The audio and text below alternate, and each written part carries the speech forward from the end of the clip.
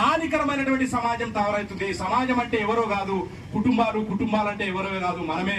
మనం అందరం కలిస్తేనే కుటుంబాలు అంతా కలిస్తేనే సమాజము.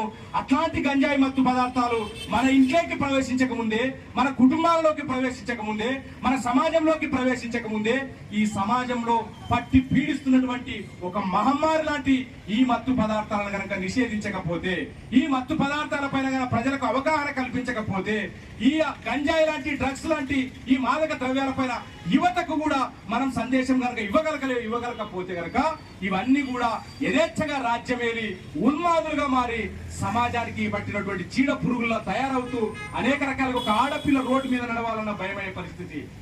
ఏ చిన్న గొడవ జరిగినా కూడా ఏం కొట్టుకోవడం, నరుకోవడం, చంపుకోవడం అనే పరిస్థితి కనిపిస్తా ఉన్నది. కాబట్టి అధికారంలో ఉన్నటువంటి నాయకులు కావచ్చు, అందరూ కూడా ప్రతిపక్ష పార్టీల నాయకులు కావచ్చు, అనేక కుల సంఘాలు, ప్రజా సంఘాలు, మేధావులు, విద్యార్థి నాయకులు అందరూ